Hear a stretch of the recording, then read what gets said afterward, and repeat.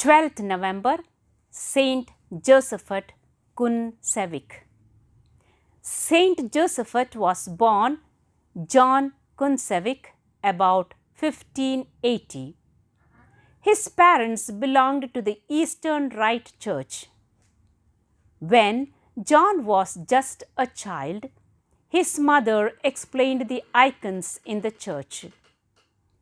Years later, he told a friend that he felt a spark of fire leave the wounded side of the crucified and enter his own heart, which was filled with joy. This event influenced the rest of his life. He began to memorize the church rituals and psalms.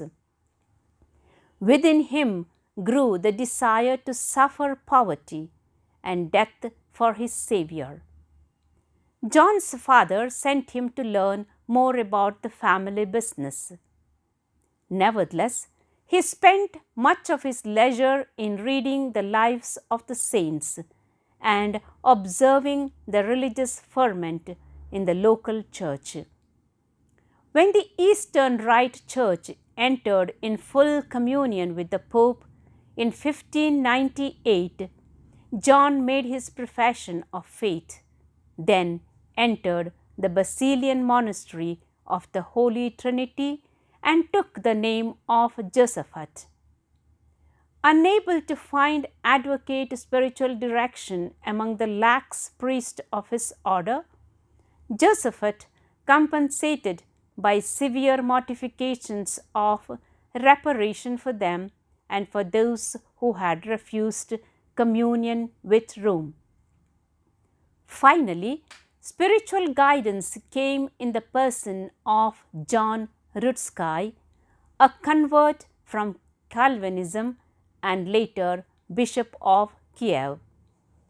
In 1609, Josephat was ordained a priest and began his career of preaching and spiritual direction and providing for the needy and homeless. Over 60 men entered the Basilian order under his influence.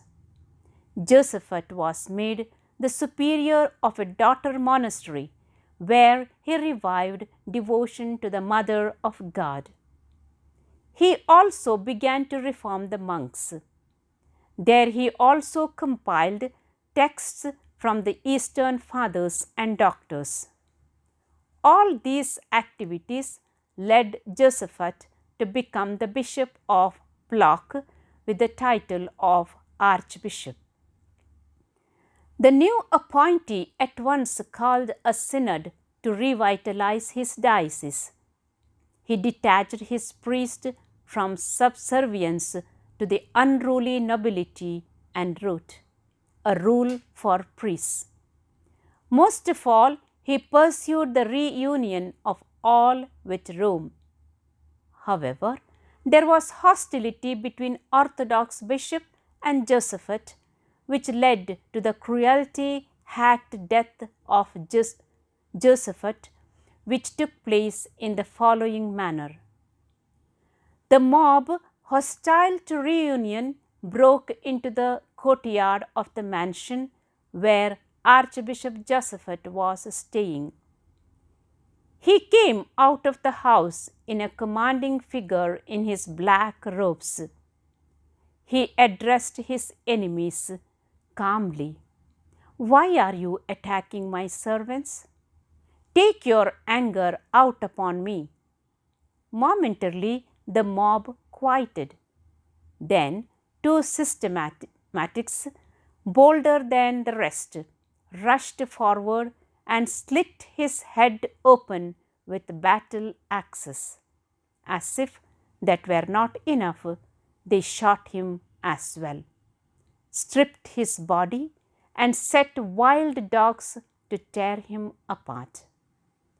Tiring of their terrible sport, the mob threw his body into the river with his penitential hair shirt tied around his neck and loaded with rocks to sink his body.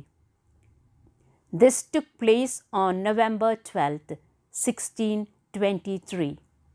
He was about 45 years old. Saint Josephat had said before his martyrdom, "I rejoice to offer my life for my holy Catholic faith."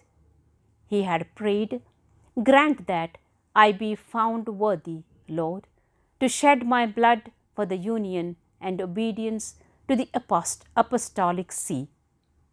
He had never revoked his childhood experience of the crucified. It has been written that the blood of the martyrs is the seed of church growth.